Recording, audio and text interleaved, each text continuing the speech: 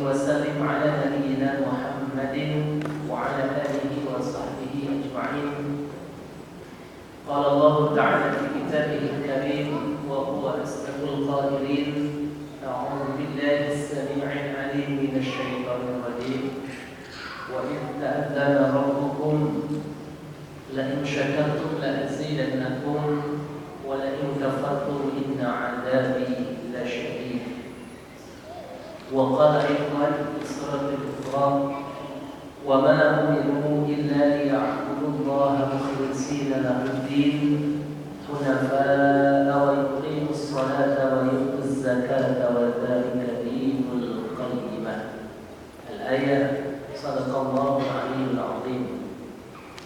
Alhamdulillah, puji syukur kita limpah curahkan hanya kepada Allah, Zat yang menggenggam jiwa raga kita, yang mengatur segala urusan kita, yang menghidupkan dan mematikan kita, yang mana karunia dan rahmatnya sungguh tiada kapasitas untuk bisa kita memahami menjangkaunya. Terlebih lagi dalam pertemuan kita pagi hari ini, kita berharap mudah-mudahan terlimpah curah keberkahan, rahmat serta ridho dari Allah Subhanahu wa Ta'ala.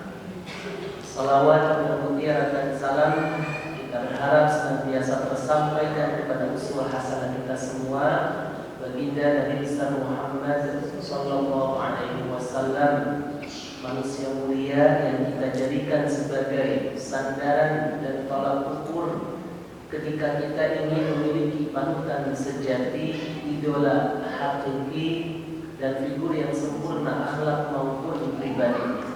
Mudah-mudahan rasa cinta kita dan kesetiaan kita kepada beliau betul-betul tertanam kokoh hingga ajal menjemput kita semua, dan kita masuk kategori golongan umatnya yang kelak di yaumul kiamah nanti memperoleh syafaatnya. Amin ya rabbal alamin. Baik Ibu Majelis Taklim Al-Ikhlas, pada kesempatan pagi hari ini kita akan mengkaji sebuah tema, yaitu tentang memahami makna keikhlasan.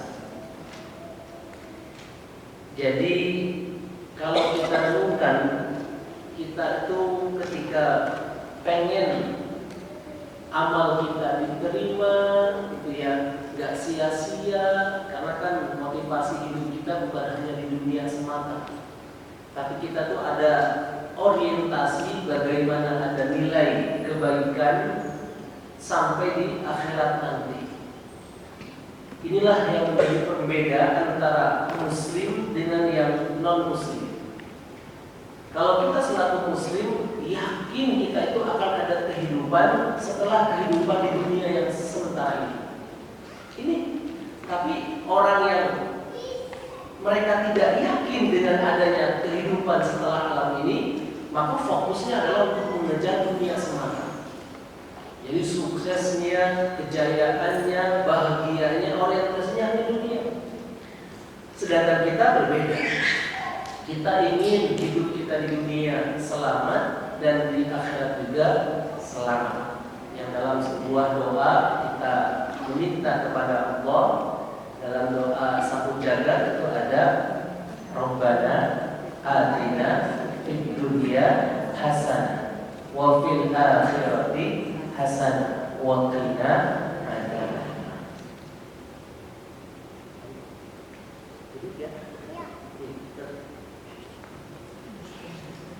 Jadi kita tuh tahu bahwasanya kita lagi berusaha nih, pengen ngejar akhirat, pengen punya banyak bekal. Seperti kita kalau pas lagi musim lebaran, Idul Fitri, itu kita bakal pulang kampung. Wah, persiapan bekalnya itu harus sematang-matangnya. Padahal itu baru pulang kampung sebentar di dunia. Nah, analogi sederhana kita pulang kampung kita itu nanti di kampung abadi, yaitu alam akhirat. Maka saat ini kita mempersiapkan segala amal kita.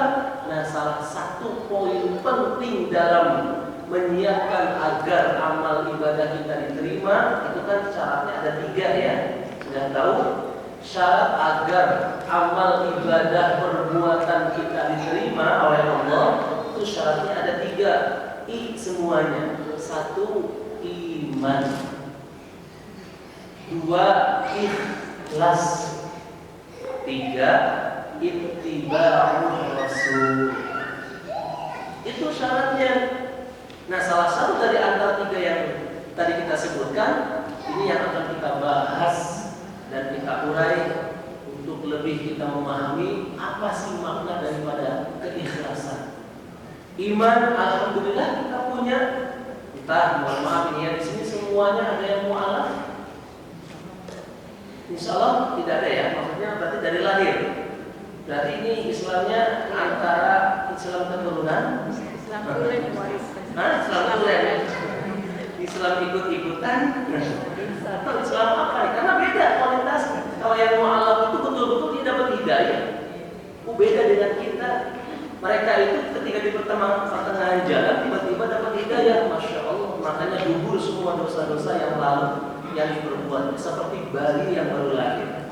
Nah, kalau kita yang sejak lahir sudah mengatakan diri kita Muslim, bisa jadi kita Islamnya keturunan karena orang tua kita Muslim, atau tadi ikut-ikutan, ya, sehingga kita ngalir saja Islamnya, belum memahami Islam yang lebih dalam lagi, belum mau mempelajari. Nah, makanya hidupnya kita di sini tuh kita tuh pengen penasarannya itu lebih kuat. Bukan hanya kita Islam itu semata-mata hanya KTP, keturunan, ikut-ikutan atau ikutan mayoritas, tapi betul-betul yang kita tuh disuruh oleh Allah, ya ayyuhalladzina amanu udkhulu fis-silmi kafah. Hei orang-orang yang beriman, masuklah kalian ke dalam Islam secara kafah, totalitas.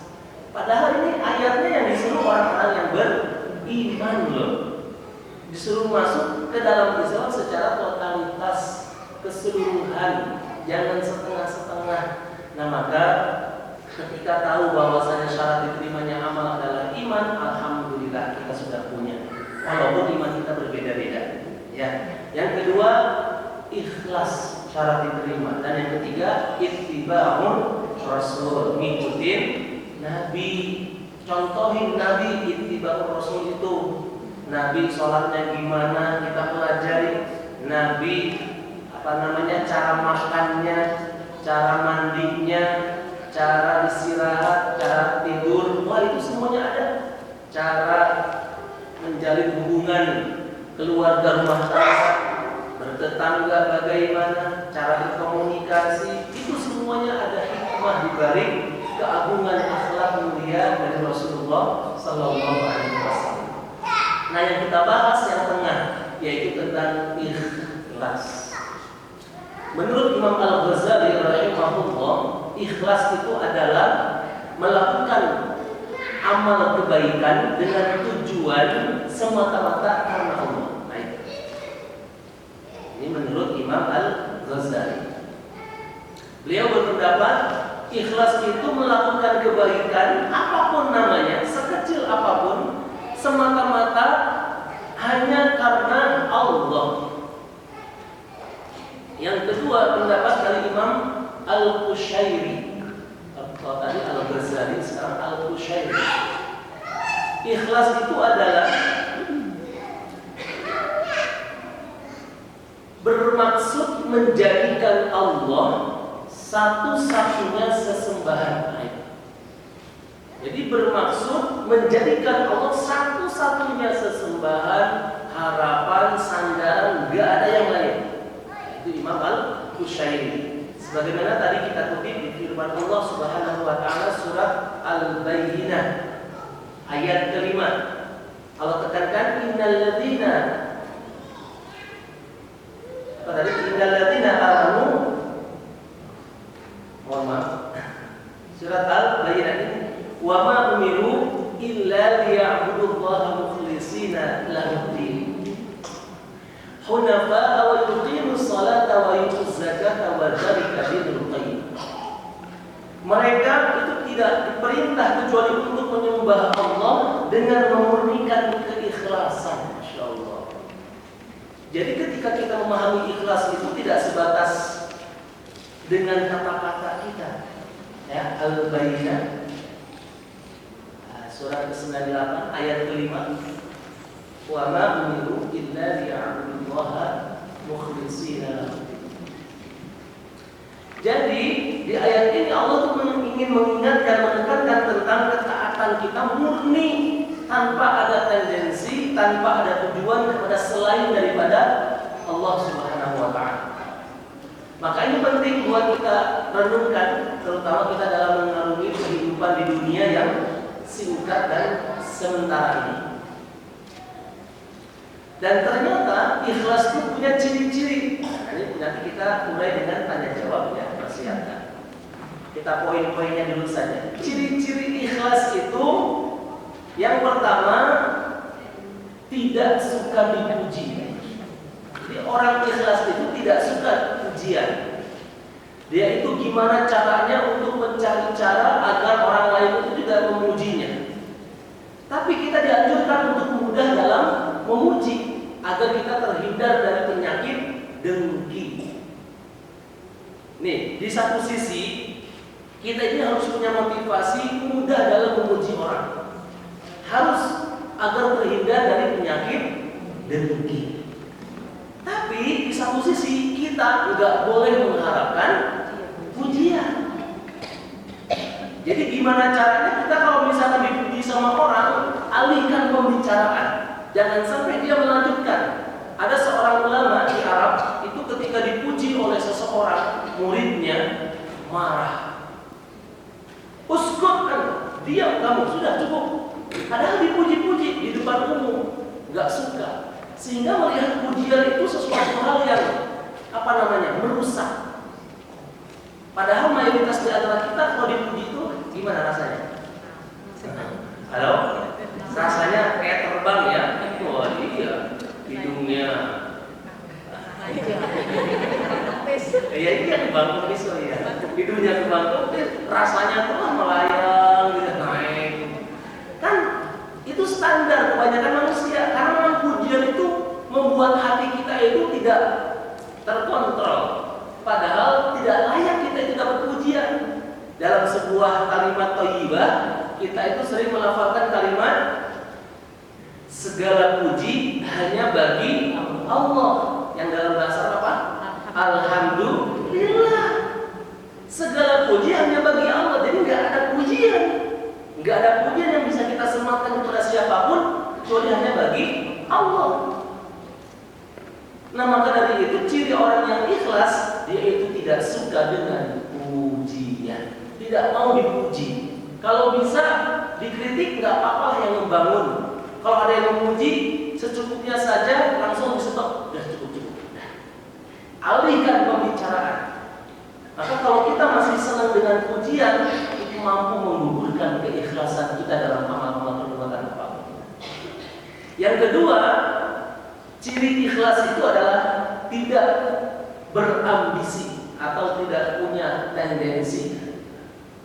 Tidak ada ambisi ingin menjadi orang nomor satu, ingin dipandang, ingin dikenal, ingin dihargai, itu nggak ada tendensi apa. Dia melakukan sesuatu itu murni karena Allah tadi. Nih, bahkan tanda terima kasih pun dia tidak membutuhkan. Kita kalau misalkan mau berbuat sesuatu, kasih ke anak, ke siapapun misalkan ya, ke anak orang terutama ini jangan dilanjutkan. Apa biasanya? Ini kasih sini saya pintar. Bilang apa? Berarti kita masih membutuhkan terima kasih.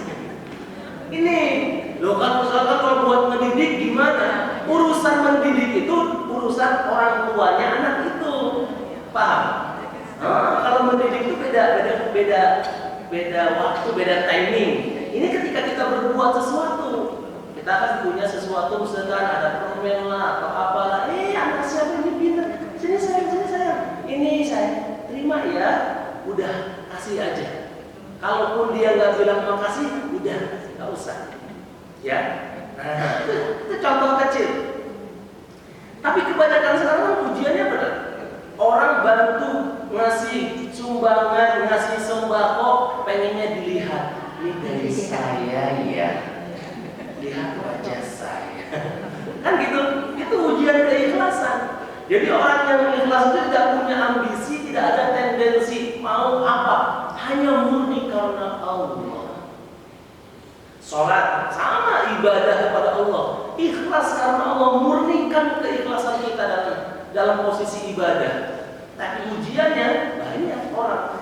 Contoh, kalau sholat wajib biasa karena memang wajib itu diketahui, datang ke masjid berjamaah. Tapi yang sunnah, makanya amalan sunnah itu lebih utama, dia itu sembunyi-sembunyi. Semua amalan sunnah. Sunnah itu ya sedekah itu sunnah, zakat wajib. Zakat itu harus terang-terangan. Dilafalkan niatnya, ada ulama berpendapat ya sampaikan niatnya. Apa ini zakatnya buat siapa? Kan itu kalau zakat wajib. Tapi kalau sedekah, jangan kita ini sedekah dari saya, nggak perlu. Ini serius. Bahkan sholat duha, sholat tahajud, sembunyi-sembunyi, berzikir. Kalau bagusnya sembunyi-sembunyi, bukan malah kita umumkan. Ya walaupun tidak secara zahir diumumkan, kadang-kadang kan lewat pakai status dia. Alhamdulillah, terima kasih ya Allah, Engkau telah lakukan aku di sepertiga malam terakhir. Angin sepoi sejuk merasuk ke dalam jiwa raga, sehingga mudah aku tunaikan 11 rakaat. Hashtag tahajud bro. Kan gitu tuh. Sedekah sama, update status, gak pamer, gak ada orang, padahal hanya dia dengan Allah dan orang yang dia beri. Sudah bagus, sudah tepat, gatel. Alhamdulillah ya Allah, hari ini bisa sedekah. Mudah-mudahan bisa istiqomah. Tetapkanlah hari ini untuk tetap dan ikhlas ya Allah. Hashtag Habibi ala irobi umatulkabida. Pernah lihat? Kan gitu. Jadi ternyata ikhlas itu Masya Allah berat. Bahkan dikatakan ikhlas itu tidak boleh disebut kalau kita itu ikhlas. Saya ikhlas nih. Nah, ujian kita tuh ketika memberikan sesuatu, Ibu makasih, ikhlas enggak ini? Wah, udah. Ternyata kalau kita sudah ngomong ikhlas, saya ikhlas, itu gugur keikhlasan kita. Oh, baru tahu nih.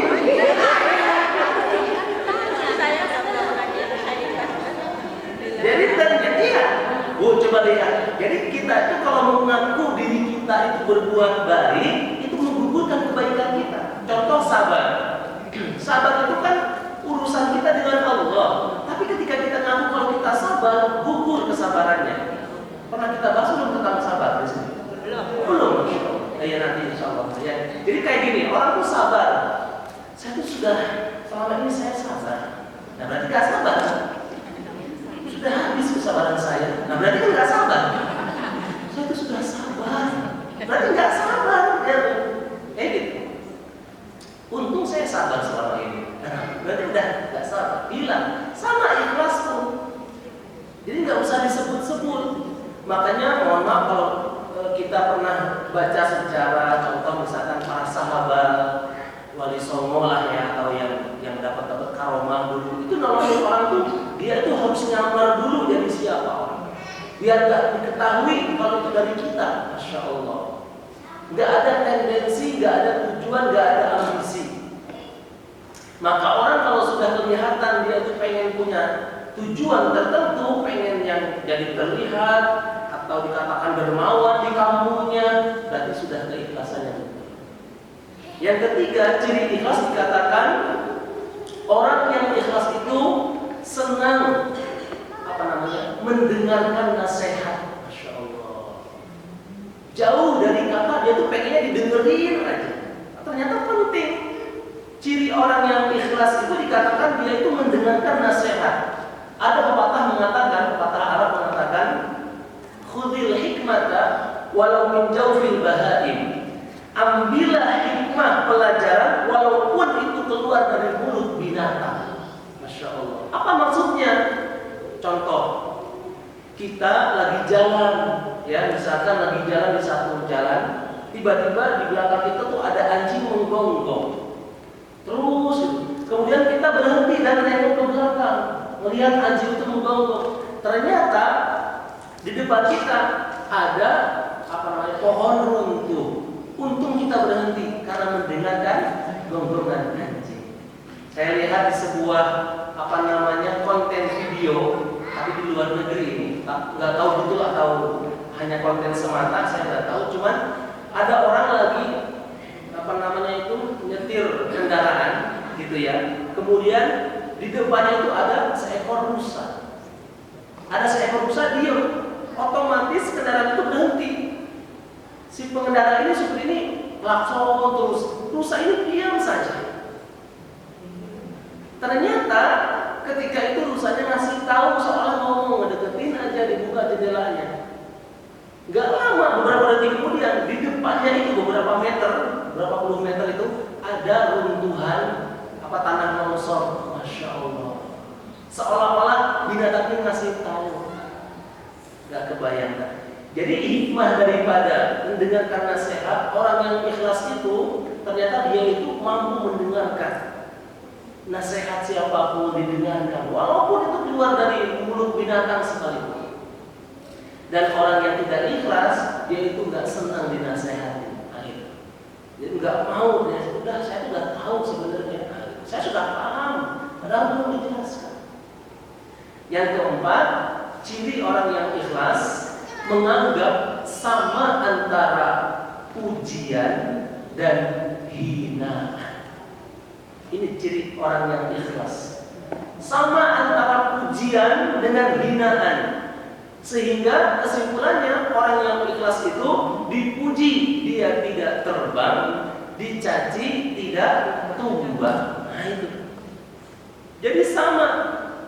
Orang mau memuji, mau menghina, dia lurus melakukan ini semuanya karena Allah. Tidak merasa terusik dengan hinaan, ejekan, cacian, dan makian. Tidak merasa percaya diri dan hilang arah seolah-olah dirinya mampu melakukan ini semua hanya gara-gara dipuji terus, dibela. Sehingga orang yang ikhlas ini, mukhlis di sini menganggap sejajar antara pujian dengan hinaan. Dan yang kelima, orang yang ikhlas ciri-cirinya adalah dia melupakan amal baiknya. Nih, orang yang ikhlas mudah melupakan amal baiknya. Jadi dilupakan amal baiknya. Makanya kan rumus kita untuk melupakan ataupun ikhlas itu salah satunya dalam arti beramal baik ini 2L, lakukan, lupakan. Itu. Jadi kita nolongin orang, lakukan. Udah gitu, lupakan. Jangan diingat-ingat, jangan diungkit-ungkit, jangan disebut-sebut tadi. Saya tuh ya, waktu nolongin seseorang, Masya Allah, di hati itu rasanya, jangan, udah gak usah cerita. Dulu saya pernah udah, ya lupakan saja. Jadi orang yang ikhlas dalam beramal baik itu, dia itu berusaha untuk melupakan amal baiknya, dilupakan. Dan yang keenam, yang terakhir, melupakan hak amal baiknya. Kalau tadi melupakan amal baik, yang keenam melupakan hak amal baiknya. Bahwasanya setiap perbuatan baik itu dia punya hak. Jadi amalnya ini punya hak untuk dibalas dengan kebaikan. Sehingga orang yang ikhlas itu melupakan, nggak menuntut. Saya tuh sudah berusaha berbuat baik sama kamu. Saya tuh sudah selama ini saya kasih. Nah, ya. Lupakan hak amal baiknya. Mau dia balas terima kasih, mau enggak, udah urusan. Seperti contoh suami istri, wah itu ladang pahalanya Masya Allah. Makanya pernikahan itu adalah ibadah yang durasinya paling lama. Kalau kita lihat sholat paling lama berapa menit kita sholat? Paling lama berapa menit? Ada 10 menit. Hebat betul-betul. Apa doa itu, Mas? Kayak gitulah ya. sekian menit. Terus apa lagi? Ibadah umroh. Berapa lama umroh tuh? 2 jam. Betul nggak? Pernah umroh? Umroh itu sebenarnya cuma 2 jam. Yang lama itu kan perjalanannya dengan halan-halan.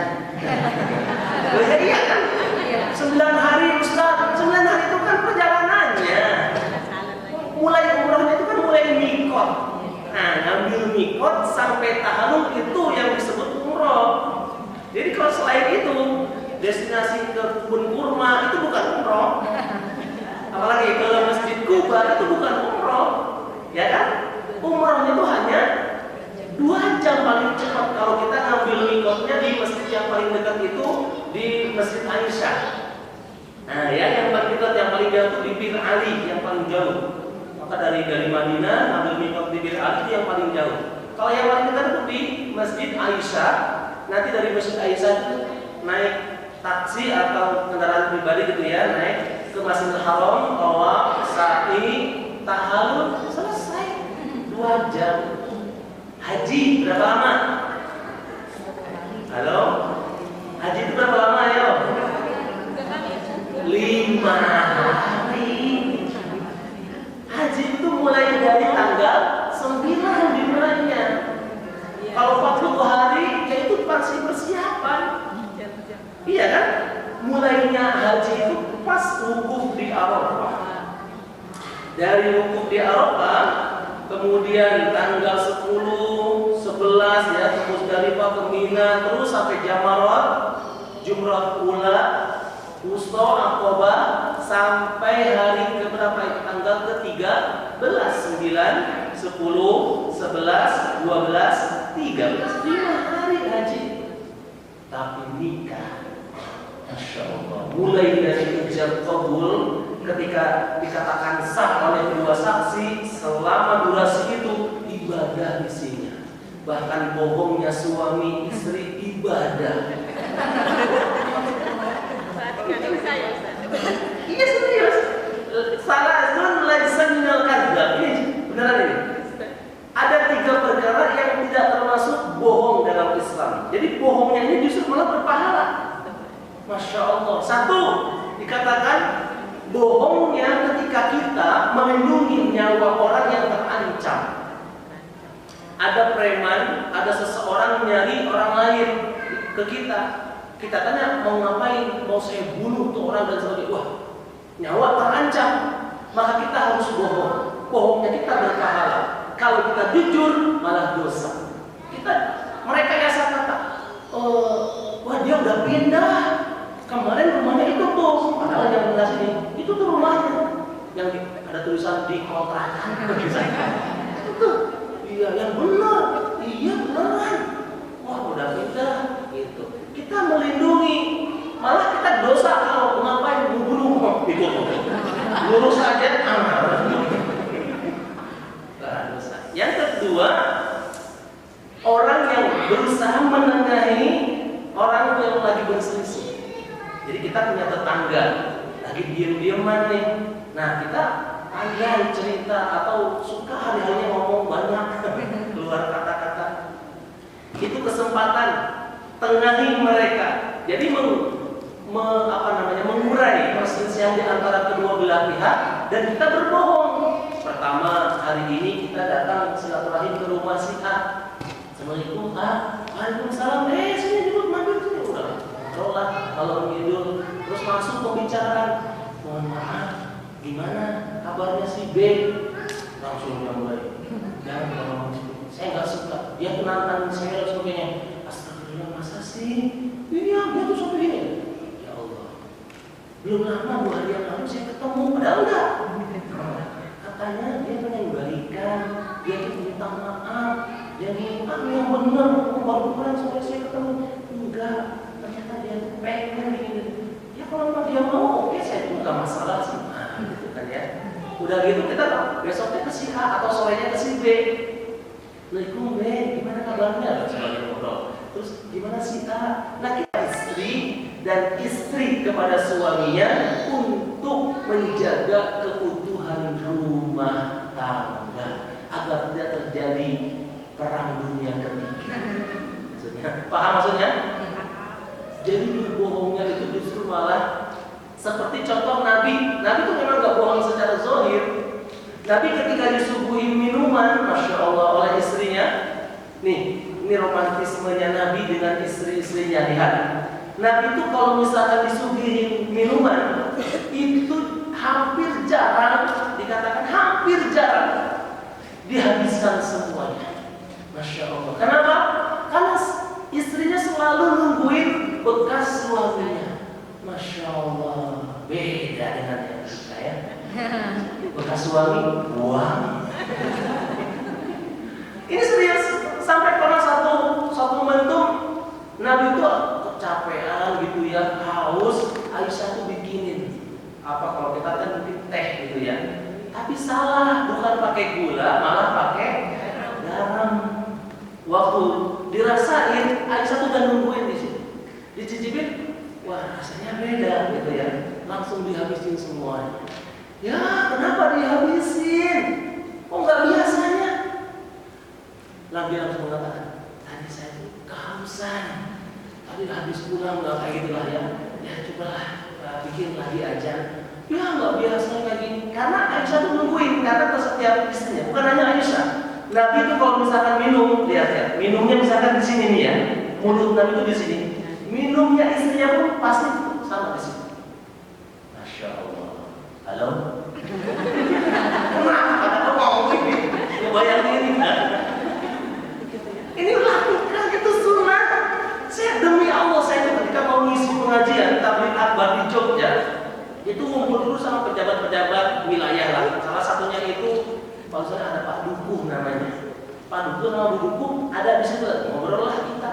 Kaget saya itu, masya Allah gitu ya, melihat mereka. Padahal dia bukan pemuka agama. Pak Dukuh sama istrinya ada di situ. Dikasih minuman satu-satu semuanya. Itu saya minum kan, saya sendiri sama yang lainnya gitu ya. Itu minum, Pak Dukuh tuh minum pakai botol ini, istrinya pun minum di botol yang sama. Masya Allah. Halo? Mau lagi? Jangan dibayangin, siap diamal. Ya, ini pentingnya. Jadi romantisme dia itu tuh pahala. Tuh pahala suami istri itu banyak. Jangan sampai ibu ketika berbuat sesuatu bukan karena ikhlas untuk mendapatkan ridho Allah, malah capek rasanya untuk mengejar perhatian suami. Capek, lelah. Kalau kita seorang suami hanya memuliakan istri, ingin nyenengin istri semata, capek. Karena ikhlasnya akan terganggu. Contoh kecil, ibu pernah nggak masak di dapur buat suami, kemudian suamiku nggak makan, gimana rasanya? Mulai. Gimana rasanya? Agak ini ya, kan tersinggung dan sebagainya. Padahal nggak perlu tersinggung. Kok bisa? Kita husnuzon, mungkin beliau masih kenyang, mungkin belum mau makan sekarang, mungkin apalah, atau nggak dipuji makanannya. Bahkan ada yang mencaci. Pernah ketika udah masak, terus ada suaminya yang kok rasanya gini? Wah, gitu ya. Gimana reaksinya? Pasti sakit hati, betul. Sekarang dirubah. Kalau sudah belajar ikhlas, niat masak itu untuk mengejar ridho Allah. Memang untuk menyenangkan suami. Jadi ridho Allah lewatnya ada di suami. Gak perlu marah. Oh ini kurang garam, kurang apa saya? Gitu aja. Bawa garam itu kan itu nggak usah. Wah, besok masak sendiri dong. Enggak, kenapa? Karena seorang istri yang dia masak untuk dihidangkan di hadapan suaminya sampai suaminya makan, itu ternyata pahalanya kata Nabi Muhammad di hadis riwayat Muslim itu lebih baik daripada ibadah haji. Masya Allah. Ini serius. Bukan setara, tapi lebih baik. Ini awal hadisnya itu ketika Khadijah itu lagi, Nabi Muhammad lagi duduk di depan meja makan. Suatu saat itu Khadijah sibuk di dapur masak. Masya Allah, ibu tahu Khadijah kan? Saudagar kaya, pebisnis ulung, keturunan bangsawan, wajahnya cantik, status sosialnya tinggi, Masya Allah. Tapi kenapa masak? Padahal pembantunya banyak, kayak gitu. Disitulah ketika Khadijah masak sendiri buat suaminya, Masya Allah, Jibril turun tadi. Salam kepada Nabi Muhammad dan menyampaikan salamnya Allah kepada istrinya.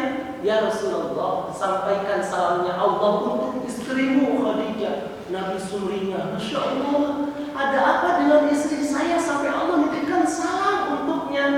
Lihatlah engkau lihat, dia sibuk di dapur, masak hanya untuk menghidangkan kepada suaminya. Padahal dengan segala kemudahan yang dia miliki, intinya memuliakan suami.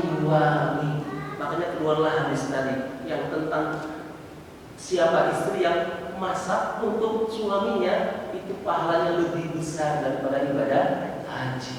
Masya Allah. Maka ibu semangat, tatap lagi masak tuh. Ibadah haji itu bukan malah mau makan apa, mau semur.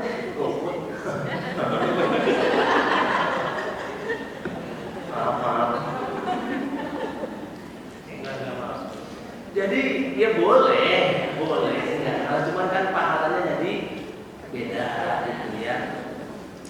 Sehingga ketika fokus amal kita itu hanya untuk melakukan karena Allah, nikmat. Dicaci, dimaki oleh orang yang kita sayangi, nggak ada efeknya. Karena tujuan kita siapa? Allah. Itu pentingnya. Capek dan sakit hati kalau kita mengejar penilaian pujian dari manusia. Ya itu kan pasangan kita manusia, betul? Iya. Maka dari itu penting ketika kita meluruskan tentang keikhlasan. Dan terakhir, tingkatan ikhlas sebelum bertanya jawab. Jadi ikhlas itu ada 3 tingkatan. Kalau tadi ciri-cirinya ikhlas, sekarang tingkatan keikhlasan. Para ulama tasawuf membedakan akhlak tentang ikhlas di sini menjadi 3 tingkatan. Satu, tingkatan yang paling rendah disebut ikhlas awam. Ikhlasul awam. Jadi ikhlas awam itu apa? Ikhlas awam itu ikhlas yang melandasi karena rasa takut. Ya. Contoh, sholat dia ikhlas, tapi karena takut disiksa. Itu. Makanya hati-hati Bu, kita menyuruh anak kita sholat beribadah, jangan ditakut-takutin. Kamu kalau nggak sholat nanti disiksa kalau di akhirat. Oh, siksaan Allah tuh lebih berat, dipecut, buntung, gitu. Ini serius dibuat para guru-guru TPA biasanya ya, ngajarin anak-anak TPA itu jangan dimotivasinya nakut-nakutin. Allah tuh azabnya sangat perih loh. Awas, jangan. Motivasi.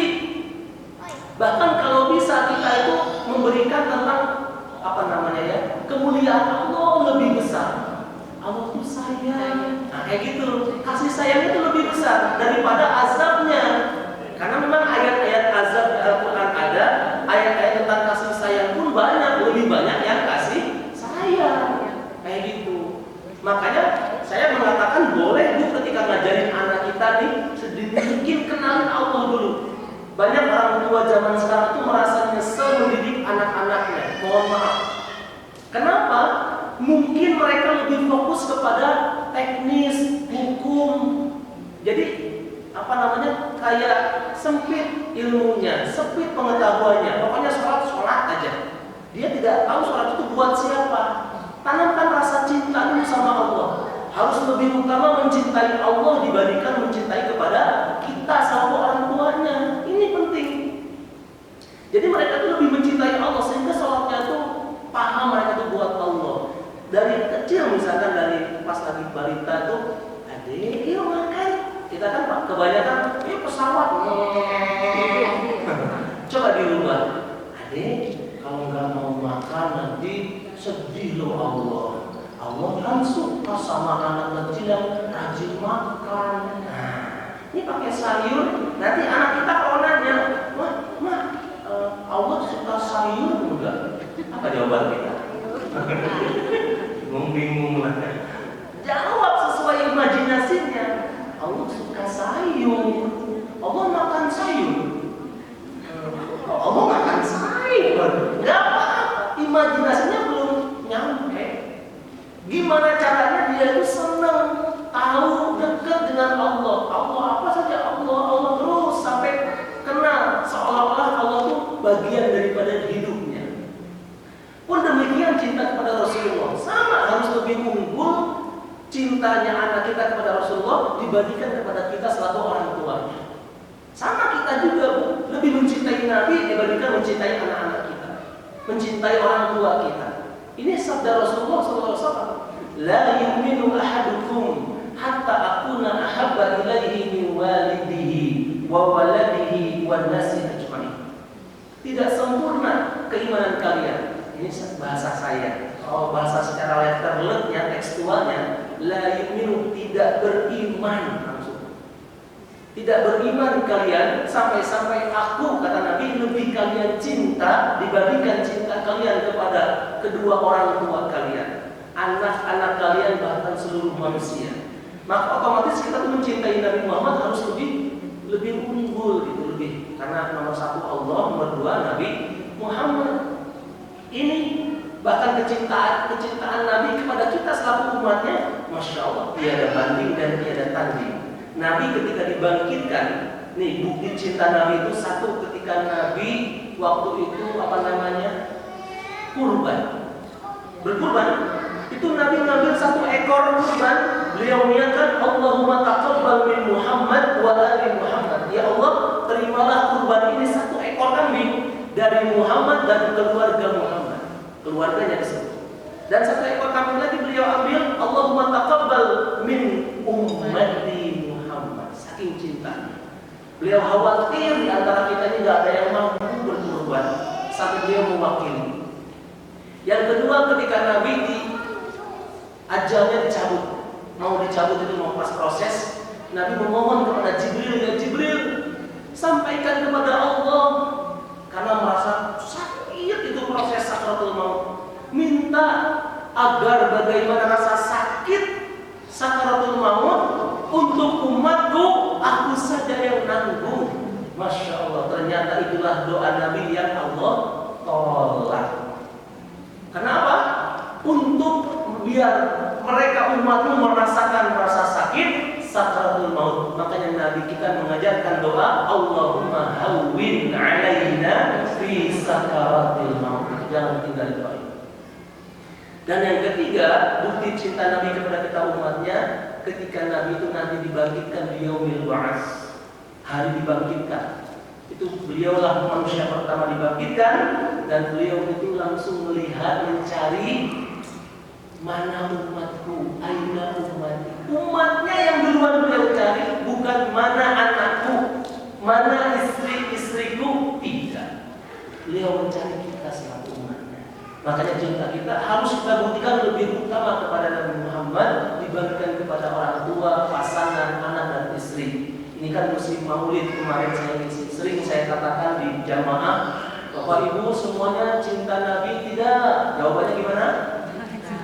Coba di sini, cinta Nabi semuanya? Lebih cinta Nabi sama suami? Udah tahu nih.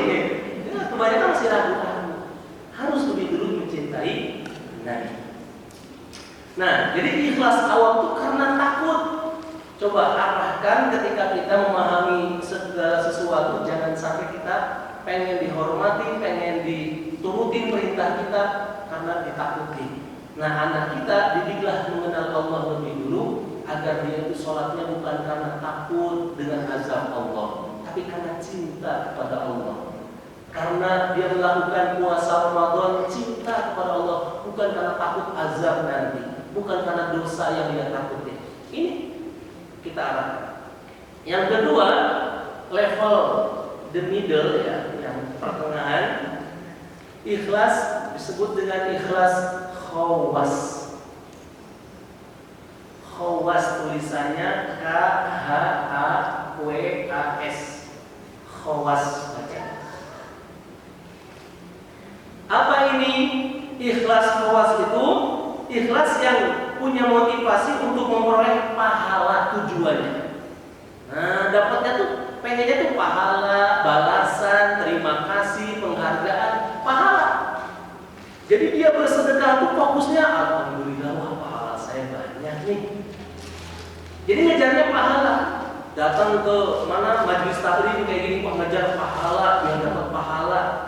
Memang nggak salah. Jadi ini termasuk orang yang ikhlas. Yang tadi pun takut pun tidak salah. Hanya levelnya paling rendah kalau yang awam. Kalau yang khawas, nah ini ya standar lah ya, ngejarnya pahala, alhamdulillah pahala kan kayak gitu. Dapat balasan dari orang dan gitu. Nah, yang paling tinggi ini level ikhlas yang disebut dengan khawasul khawas. Khawas al-khawas. Apa maksudnya khawasul khawas? Ini yang tadi disebutkan di awal. Dia ini nggak ada melakukan sesuatu niatnya selain karena mengejar ridho Allah, mengejar cintanya Allah, ingin dicintai oleh Allah. Hanya Allah yang ada dalam pandangannya. Jadi dia tuh ikhlas tuh betul-betul. Maka orang yang khawasul khawas ini berbeda amal perbuatannya. Contoh nih ya, kalau ada tetangga kita, lihat tetangga kita ini misalkan kekurangan, udah habis stok buat bulanannya atau ya makanan pokoknya udah habis. Dia tuh berusaha pengen ngebantu. Nah, caranya orang yang khawasul khawas berbeda. Gimana caranya? Dia pergi ke pasar, beli apa bahan pokok, beras lah dan sebagainya. Nanti minta tolong sama orang. Ojek misalkan, Mas sini, tolong anterin ke rumah saya. Tahu nggak rumah saya? Oh tahu yang ini. Nah tapi yang 2 rumah dari rumah saya, yang sebelah kiri, yang warna ini, iya betul. Tolong anterin ke sana. Jangan bilang dari saya. Antrian aja dia ada kiriman. Seperti itu contohnya. Sehingga ketika tetangga kita menerima itu dia nggak tahu kalau itu dari kita. Tuh khawasul khawas. Ngebantu tapi tanpa memperlihatkan. Atau kita punya asisten rumah tangga, punya supir pribadi. Ketika lagi di jalan pengen melihat ada orang penjual yang udah seperti membutuhkan banget gitu ya. Kita merasa iba, masya Allah. Kita minta tolong supir, tolong borong gitu dagangannya. Jangan bilang-bilang dari kita, yang dipuji supir kita yang dipuji. Ya Allah, Bapak makasih. Jangan bilang-bilang dari saya. Berapa total? Nanti tolong kamu bagiin di perempatan itu di pinggir jalan. Nanti kita ke depan, sudah jauh dari bapaknya, kita bagi-bagiin ke orang. Masya Allah. Sehingga orang tuh nggak tahu kalau itu sumbernya dari kita. Itu cara khawasul khawas. Jadi bukan kita yang tampil, ya diakui ini dari Bapak Anu, mohon doanya, kan gitu ya. Lo yang iya.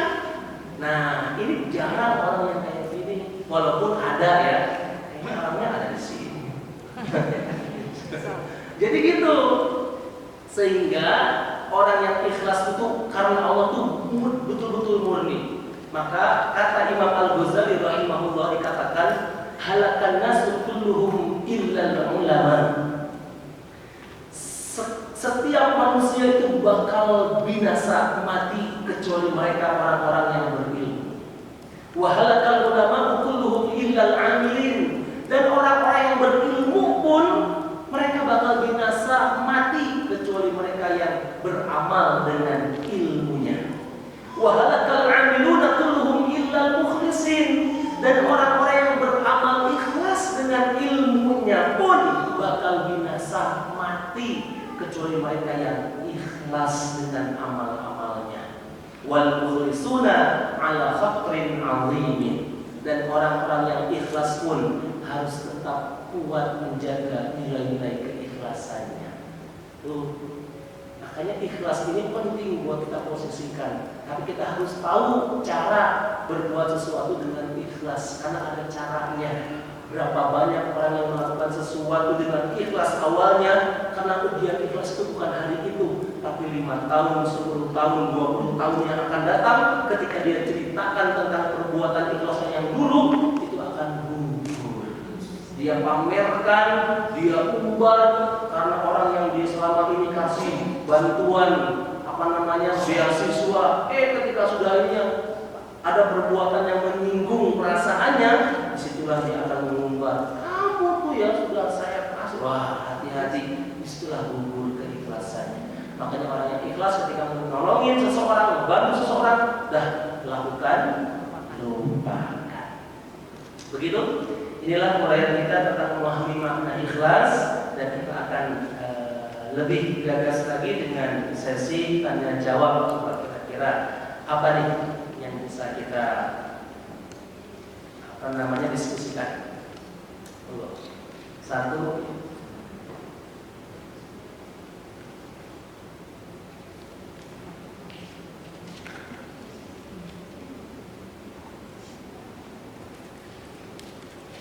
Bismillahirrahmanirrahim. Assalamualaikum Ustaz. Tentang ikhlas, ini kan misalkan orang tua sudah menikah, kita bagi-bagi pas sembako atau apalah atas orang tua. Itu mengaturnya itu ada nanti mohon doanya orang mau siapa gitu, tapi tidak menyebutkan siapa yang ngasih. Kan sudah tiada, itu kan nggak mungkin kalau ngasih gitu kan. Itu pertama kali itu gimana. Kedua tentang hutang. Kita ikhlas di dunia, tapi kita mau nanti kita mau dapat pahala entah di akhirat saya mau misalkan gitu saya kayak gitu nah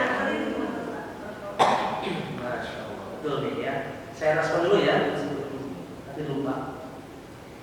Yang pertama, ketika kita melakukan sedekah, terutama ya untuk keluarga atau orang tua yang sudah meninggal dunia, itu betul. Jadi peninggalan orang tua yang dinanti-nanti dari anaknya, keturunannya adalah satu doa, dua sedekah. Cuma itu. Ya sedekah tilawah Quran, ya sedekah wakaf tanah, ya sedekah barang, ya sedekah apa, sedekah ibadah umroh, kita niatkan buat anak itu bisa. Jadi cara sedekah itu untuk orang yang sudah tidak ada, ya itu tadi tidak perlu kita utarakan. Ini ya buat almarhum ibu saya. Ini namanya ada satu tolong doain ya. Nggak perlu. Ternyata cukup kita tuh untuk niatkan saja di hati. Ini tembusnya seperti tembusnya, mohon maaf ya, ada kisah pernah dengar seseorang yang tidak berangkat haji tapi dapat pahala haji. Gara-gara apa? Ngasih, ya itu. Pernah dengar ya? Siapa itu? Sa'id bin Muhafah. Masya Allah. Beliau tuh nggak berangkat haji. Hanya gara-gara dia tuh nyedekahin uangnya. Tapi beliau tuh ketika nyedekahin, pernah dengar belum kisahnya? Halo? Kalau belum katakan belum potong-potong nih. Kisahnya itu kan dulu ada satu zaman, satu masa seorang ulama terkenal namanya Abdullah bin Mubarak. Itu berangkat haji. Ketika pas lagi habis wukuf di Arafah, dia tertidur sebentar siang-siang istirahat, mimpi ada dua malaikat bercakap-cakap. Malaikat yang pertama mengatakan, wahai malaikat Allah yang satunya, ada berapakah jumlah jamaah haji yang datang tahun ini? Disebutkanlah sekitar 700.000 sekian. Ditanya lagi, ada berapa jumlah jamaah haji yang datang dari sekian yang datang ini yang diterima pahalanya oleh Allah hajinya? Apa jawabannya? Tidak ada satu pun yang diterima. Itu ulama Abdullah bin Mubarak kaget. Astagfirullah, ternyata saya tidak diterima. Jadi yang datang itu tidak diterima satu pun. Tapi kata malaikat yang tadi dilanjutkan, namun karena satu orang, penyebabnya gara-gara satu orang ini, akhirnya Allah menerima semua ibadah haji. Penyebabnya dia. Nah, itu ulama tersebut Abdullah bin Mubarak berharap dialah orangnya. Ternyata bukan. Ketika disebutkan dia orangnya tidak berangkat haji, nggak berangkat haji, tapi dia berdoa kepada Allah untuk bagaimana semua pahala jamaah yang datang tahun itu diterima ibadah hajinya oleh Allah. Gara-gara doa dia, tapi dia tidak datang haji, diterima oleh Allah semua ibadah haji yang berangkat tahun itu. Disebutlah namanya Sa'id bin Muhafah. Asalnya dari mana? Damaskus, sekarang ini Suriah. Itu Abdullah bin Marah ketika bangun keringetan, tersungkur sujud, ya Allah. Ulama dulu tuh kalau di Arafah tuh jarang minta doa kayak gitu ya. Mereka lebih banyak bersyukur, ya malu mau minta itu. Iya, orang-orang yang sudah berdoa kepada Allah bukan dengan cara berdoa minta, malah dia lebih banyak bersyukur, itu tingkatan imannya sudah tinggi. Karena dia lebih menyewantakan kalimat la in syakartum la azidanakum, jika engkau mensyukuri nikmatku, niscaya akan aku tambah. Cukup syukuri saja. Bukan nuntut tambahin ya Allah. Seperti suatu hal itu loh. Ya Allah, jika rezekiku di langit turunin. Kalau masih di bumi, kalau masih jauh, kalau masih sedikit, banyak. itu kita banget. Ini ulama-ulama dulu tuh merasa ya Allah gitu ya. Sampai ada yang hanya bisa nangis, hanya bisa duduk di Arafah saja sudah nikmat yang luar biasa. Karena di Arafah, hari Arafah itu kan ketika Allah itu turun ke langit dunia. Nah ketika itu Abdullah bin Mubarak itu ketika itu selesai rangkaian ibadah haji, beliau berazam tidak akan pulang ke kampung halamannya di Yaman. Beliau asal Yaman. Nyari ke Damaskus, ketemu sama Sa'id bin Muhaffah, langsung mengutarakan. Beliau itu tidak mengatakan kalau dirinya itu adalah seorang ulama besar. Tapi ketika tahu kenapa engkau tidak berangkat haji, loh, kenapa kok kamu tahu? Ya saya bermimpi demikian diceritakan. Oh, seharusnya saya berangkat haji. Loh, kenapa tidak? Diceritakan. Karena istri saya lagi ngidam. Terus kenapa nggak berangkat? Waktu itu istri saya minta pengen makanan tetangganya, nyium aroma daging, enak, pengen. Ketika diminta sama tetangganya, saat itu berusaha ditolak. Kata tetangganya apa? Nggak boleh, karena makanan ini halal bagi kami, haram bagi Anda. Bingung, kenapa haram? Karena kami memasak daging bangkai kambing. Kami sudah 3 hari nggak ada makanan. Anak saya sakit, beliau janda, seorang janda 6 anak. Saya sudah berusaha nyari ikhtiar gitu ya, kerjaan nggak ada yang ngasih gitu ya. Pas pulang ke rumah itu ada anak kambing, 1 ekor anak kambing mati, sudah bangkai. Itulah yang saya ambil, saya cari daging yang belum terkontaminasi. Mendengar kisah ibu seorang janda 6 orang anak yang tidak lain tetangganya ini adalah tetangga rumahnya kelaparan, disitulah dia merasa ya Allah, saya punya tetangga kelaparan, saya nggak tahu. Ini hati-hati. Jangan-jangan Pak rezeki kita nggak berkah karena dia kita acuh dengan tetangga rumah kita yang terdekat kita. Dia itu merintih setiap malam berusaha nyari ikhtiar rezeki. Kita yang merasa udah nyaman, nggak peduli, ini hati-hati. Akhirnya ketika itu dia pulang menyampaikan kepada istrinya, wahai istriku, tidak bisa kayaknya buat minta makanannya. Diceritakan kenapa. Akhirnya istrinya karena salihah, dia memahami. Ya sudah, nggak apa-apa. Udah hanya sampai situ suaminya mengusulkan, Bu, Bapak berniat ingin memberikan uang yang sudah dikumpulkan dari hasil sol sepatu. Beliau ini bukan sol sepatu, Sa'id bin Muhammad ini, dari tabungan dari hasil sol sepatu. Kata istrinya, mau kasih berapa? Kata suami berapa? Semuanya. Masya Allah. Istrinya pun tahu pahala, tahu tentang ya solihah dia, sehingga ya jika bapak itu sudah lakukan saja. Enggak malah semuanya. Apa? Ini ketika dikasihkan. Nah, ketika dikasihin, inilah momentumnya. Waktu dikasihin, itu saya punya bapak itu balik lagi. Assalamualaikum Bu, mohon maaf, ada apa lagi Pak? Mohon maaf saya tidak bisa bantu dan sebagainya. Tidak, boleh saya masuk sebentar, boleh. Bu, ini, Masya Allah. Itu doa. Dan di dalam hati, dia tidak tanggung-tanggung, padahal dia harusnya berangkat. Coba bayangkan, kalau kita di posisi itu mungkin jauh ya. Ya Allah. Nah, jadi kalau kita mau ngasih sedekah, pahala sedekah buat orang tua, orang sunnah itu urusan kita dengan Allah. Maka bagikan saja, ya, nggak perlu orang itu tahu. Oh, ini sedekahan buat almarhum, nggak usah. Udah doakan saja, kita niatkan bahwa barang ini orang-orang nggak tahu itu diniatkan buat siapa. Maka itulah yang akan tembus ke langit Allah. Itu cara, ya. Kalau masih misalnya kita sebut-sebut, ya nggak apa-apa, belum tahu ilmunya. Sekarang sudah tahu, itu caranya. Kalau yang sedekah pokoknya sembunyi. Kalau yang wajib terang-terang. Seperti itu. Yang kedua, bagaimana cara mengikhlaskan hutang? Nah ini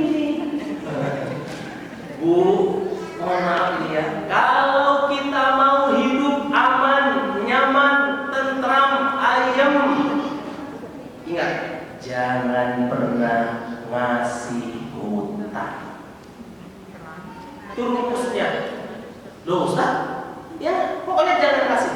Walaupun yang minjem orang tua, walaupun yang minjem adik kakak, walaupun yang minjem saudara, jangan pernah ngasih hutang. Kenapa? Karena hutang itu ada syariatnya, ikatannya, ketentuannya. Terus gimana dong? Kasihlah sedekah. Orang yang misalkan dia transaksi hutang piutang, satu, bagi yang menghutangi, dia kena syariat apa? Wajib menagih. Kalau nggak nagih, dosa. Dosa. Menagih gimana ya? Kasihan Allah, biarin aja deh. Dosa. Harus diingatkan. Makanya ayat tentang hutang itu kan panjang. Surat Al-Baqarah ayat 282 sampai 283 kan? Satu ayat 282 itu satu halaman. Ya ayyuhalladzina amanu idza tadayantum bidainin ila ajalin musamman faktubuh waktu falyaktub bainakum katibun bil adl. Sampai Masya Allah udah seperti nikah. Betul ya? Ada saksi 2 orang dicatat, ada ijab kabulnya, terus kemudian ada transaksi durasi waktunya. Itu hutang tuh. Maka orang yang menghutangi itu harus nagih. Nah, nagih itu bukti rasa cinta dia kepada yang dihutangi dan bukti tanggung jawab dia untuk menggugurkan kewajibannya. Selesai dia menagih, urusan dia mau bayar hutang atau tidak, urusan dia dengan Allah. Itu.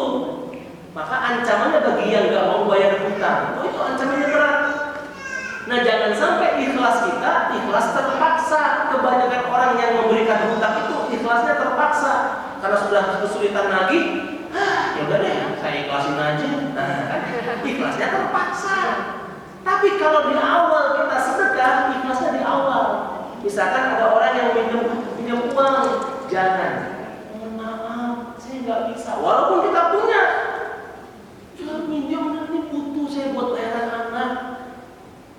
Coba cari dulu ikhtiar yang lain ya. Ya Allah, siapa lagi yang saya datangin? Tapi saya tidak bisa. Ya, gimana ya? Ini udah mepet. Saya janji. Orang itu kan ya, waktu minjem uang kan awalnya kayak kucing. Ketika ditagih, singa. Ya iya kan? Ya iya, hati-hati. Nah, caranya jangan dikasih hutang, tapi kasihlah sedekah. Kalau kita punya uang, tetap jangan kasih hutang. Kasihlah sedekah. Udah gini, maaf, bentar ya sebelum pulang. Kasih masukin ke amplop. Ini ada sedikit. Pakai aja. Udah bisa meringankan. Itu enak. Dia minjemnya 1 juta, kita ngamplokinya 2 juta. Kan kalau kita punya, halo? Kata saya enggak, kalau kita punya, itu jangan jadikan transaksi sedekah, jangan transaksi hutang piutang. Kasih 2 juta misalkan, kenapa usah 2 juta? 1 jutanya dia buat bayaran anak, 1 jutanya terserah pakai apa saja. Meringankan beban. Kita tepat sasaran dengan orang yang sedang membutuhkan. Itu, kalaupun nggak punya pun nggak apa-apa. Misalkan nggak punya uang lebih, kasih 100.000, bisa meringankan bebannya. Kan gitu. Yang penting jangan transaksinya hutang piutang. Sedekah saja pakai, mudah-mudahan bisa meringankan. Ya. yakin besok dia datang lagi. Ya enggak, jangan. Kalaupun dia datang lagi, contoh Nabi Muhammad, gimana? Nabi itu ketika didatangin suami istri, dia kan yakin. Suaminya bilang, kita ke Nabi yuk, kita minta tolong. Nabi kan orangnya baik, betul memang iya. Suaminya, istrinya juga sama, biarin. Berangkat, dua suami istri nih. Nabi kami udah kehabisan ke buat kehidupan sehari-hari dan kalian. Ya Nabi namanya juga. Setelah itu Nabi ke dapur, ngambil gandum, kurma, ini kemudian ada beberapa dirham dikasih. Senang semuanya. Cukup buat 2 minggu. Habis persediaan 1 hari lagi, datang ya Nabi kami, ya udah habis. Ya. Nabi pun tetap masih lagi. Karena ada. Tapi yang ketiga datang lagi, Nabi sudah melihat ini enggak baik. Tapi jangan diceramahin. Kemarin aja udah ini jangan. Nabi ketika itu ke dapur tetap ngambil apa? Golok. Ngambil golok, cangkul gitu ya. Iya, ini perkakas ya. Cobalah Bapak buat kerja. Itu kalau kita misalkan, ya Allah, Bapak atau Ibu, kalau keahlian apa? Kalau jualan mau enggak? Ya, jualan butuh modal, makan banyak masalah gitu ya. Oh iya, gimana? Kalau jualan jus mau enggak? Ya bisa aja, saya kan enggak ada modal. Kita berikan blender, kita berikan bawain ke rumahnya ini. Kayak gitu cara sedekah. Enggak langsung kita potong kompas dan kita memutus silaturahim. Karena memang kita itu pasti akses untuk memutus silaturahim. Dan jangan pernah punya motivasi besok baru saya tagih di akhirat. Nauzubillah, kita hindarkan. Kalau bisa kita meninggalkan dunia ini tanpa ada beban yang tersisa sedikit pun, karena itulah yang mengakibatkan kita lama di yaumul hisab. Orang lain sudah lewat ke sana, ke yaumul mizan, kita masih di yaumul hisab. Dihisab, diperhitungkan. Apa yang diperhitungkan? Suami istri dipertemukan. Ayo selesai suami istri sama si tetangganya ini selesai, terus sama itu selesai terus. Itu yang membuat lama. Makanya salah satu sahabat Nabi yang dikatakan dia lama dihisab yaumul hisab adalah Abdurrahman bin Auf karena kekayaannya. Dan beliau setiap malam di malam seperti malam terakhir selalu berdoa apa? Minta dijadikan kepada Allah menjadi orang miskin. Beliau pun berdoa minta jadi orang miskin. Beda dengan kita. Karena apa? Kekayaannya menjadi ujian buat dia lama dihisab di sana. Padahal dia itu dermawan, Masya Allah. Gitu. Jadi ada caranya, ya. Mudah-mudahan sedekah kita tepat sasaran dan dengan cara yang tepat dan cara mengikhlaskan orang yang nggak mau bayar hutang sama kita, lupakan, jangan diungkit-ungkit, ya. Atau jangan diikrarkan. Assalamualaikum, gimana hutangnya? Oh gini. Ya sudah saya ikhlaskan ya, nggak usah. Lupakan saja. Ketika kita sudah mengingatkan Assalamualaikum, gimana kabarnya? Mudah-mudahan rezekinya berkah barokah. Jangan lupa pernah kita ada transaksi hutang langsung diblokir. Nah, nggak usah. Ya nggak usah dibahas. Nggak usah kita nyari validasi ke orang lain. Itu begitu. Begitu. Ada lagi mungkin? Ada? Ada Ustaz. Oh iya.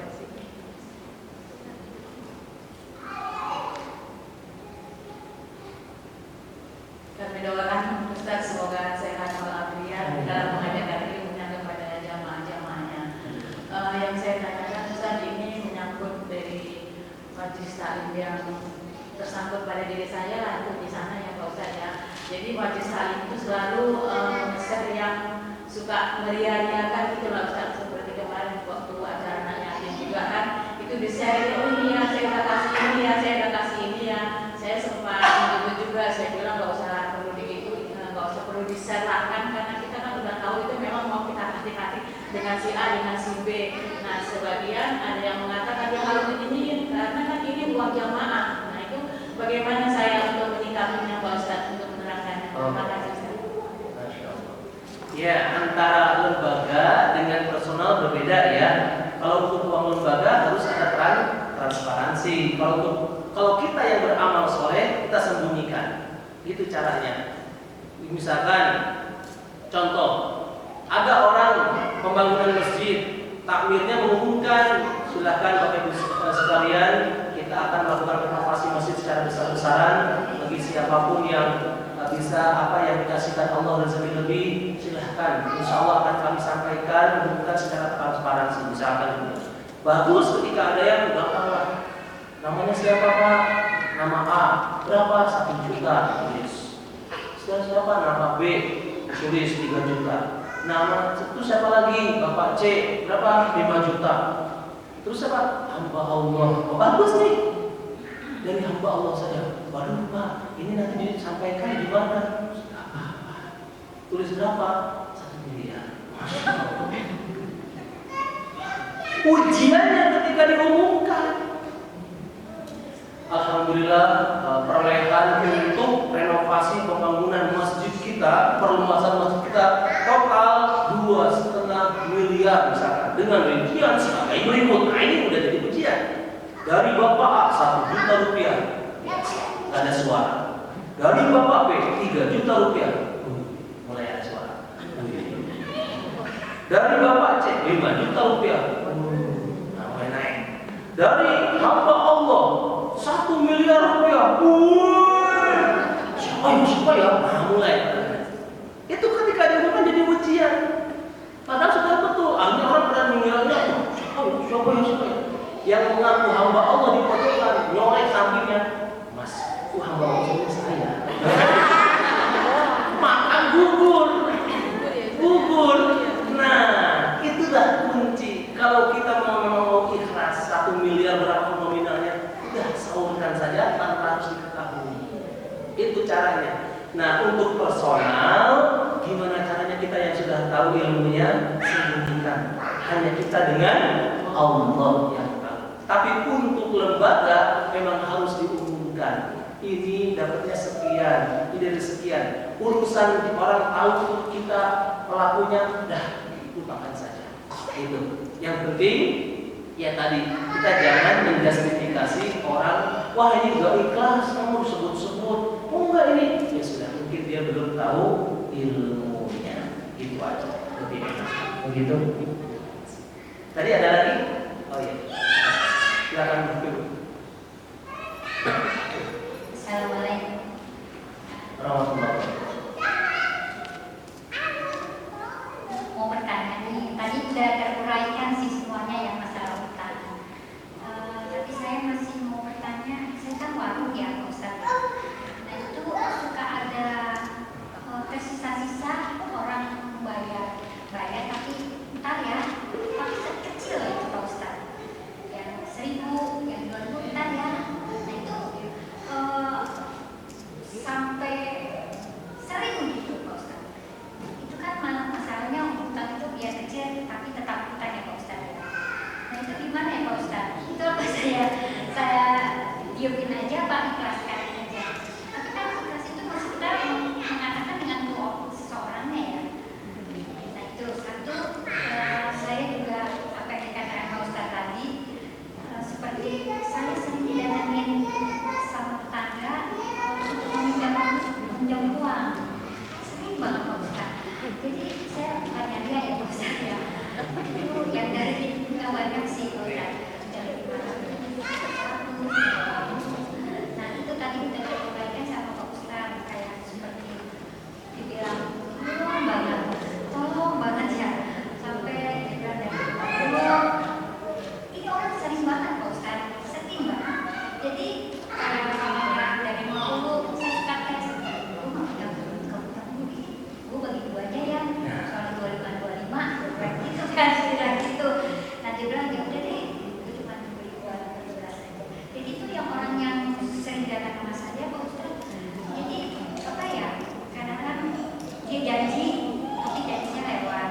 Jadi kadang-kadang gue mau pakai ya buat besok hari ya, tapi dia nggak tepat. Yang jadi pertanyaan. Pertanyaannya gimana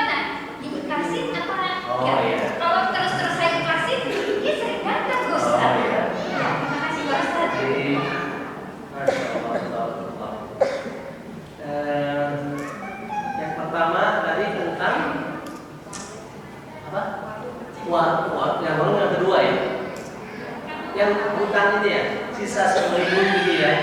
Ini yang sisanya kita harus kembali atau dia yang masih punya? Dia yang kurang uangnya. Oh, gitu, paham. Ya itu.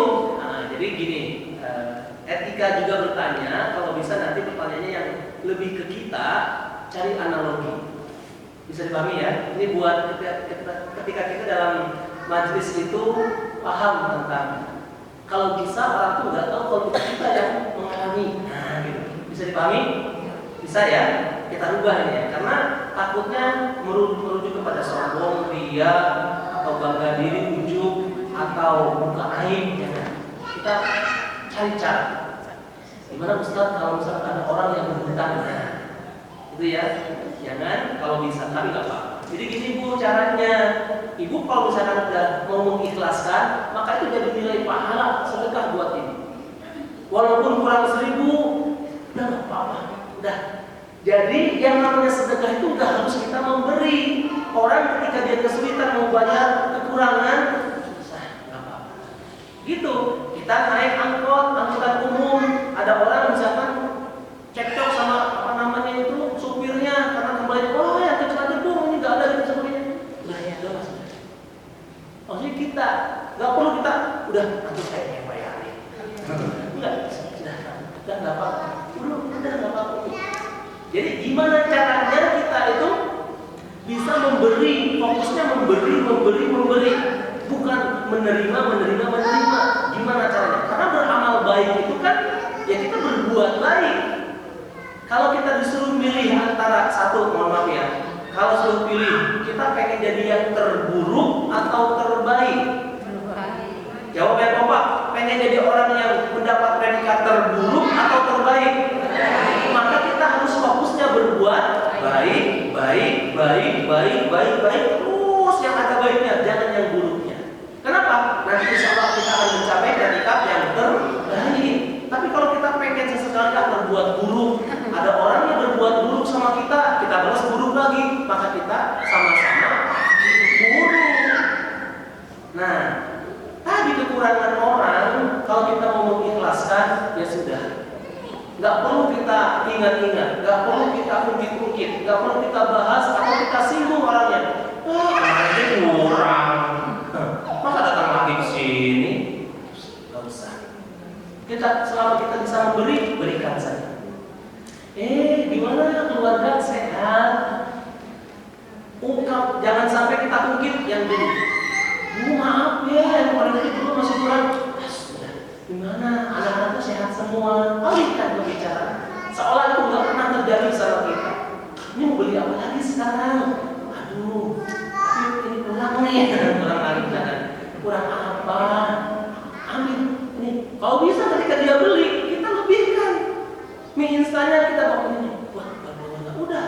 Masya Allah, rezeki Allah nggak akan kemana. Akan Allah datangkan lagi nanti orang yang lebih ngasih rezeki kepada kita, atau kita dikasihkan kesehatan. Jangan diukur rezeki itu hanya uang nominal tadi angka. Bisa jadi kita ngasih lebih kepada dia yang kurang uangnya. Kalau kurang uangnya kita malah kasih lebih, gulanya kita masukin. Ini buat bawa aja. Mungkin jadi wasilah buat kita berbuat kebaikan. Dan Allah balasnya dengan apa? Kita disehatkan badan kita. Anak kita dimudahkan dalam menyerap ilmu, pelajaran di sekolahnya, atau anak-anak kita dimudahkan akses ketika mencari kerja, mencari jodoh. Itu rezeki. Maka jangan diukur dengan rezeki yang sempit tadi. Bisa dipahami? Oke, lakukan berbuat, dan berbuat. Yang kedua, ketika tadi warung kenapa? Kenapa warung tadi lupa? Bukan kembalian. Pinjam ya, nah yang balik lagi orangnya minjem lagi. Ya tadi rumusnya. Kalau ibu merasa terganggu dengan orang yang minjem, makanya jangan pernah ngasih pinjam. Rumus kalau kita mau hidup tenang. Karena orang yang kalau sudah berbuat sesuatu dengan ngasih pinjam, siap-siap dia akan memikirkan itu hak saya ada di dia. Gimana caranya saya harus mengambil hak saya? Ditagih lagi. Ya, jadi nggak tenang. Yang harusnya kita fokus mensyukuri nikmatnya Allah yang ada saat ini, malah kita fokusnya kepada yang hak saya yang belum dikembalikan. Itu maksudnya tadi kenapa kita jangan pernah mau ngasih hutang kepada orang agar kita bisa hidup damai, aman, nyaman, ikhlas. Itu, jadi kasihlah sedekah. Terus gimana kalau sudah terlanjur Ustaz? Dah lupakan. Fokus aja berikhtiar mencari rezeki yang Allah yang ada yang Allah sediakan, dan fokus mensyukuri yang Allah karuniakan saat ini. Itu aja. Kalau ada orang lain datang lagi mau ini, nggak usah dibahas tentang hutang yang dulu. Tanya kabarnya, tanya keadaannya, doakan yang baik-baik. Itu doakan. Itu fokus kita kalau kita mau level yang terbaik. Jadi nggak usah lagi berpikir tentang kita ngasih hutang banyak ke orang, siap-siap resiko. Mungkin hari ini kita ikhlas karena kita masih banyak uang. Udah, itu berapa? Kasih aja, catat, udah nggak apa-apa. Kasih.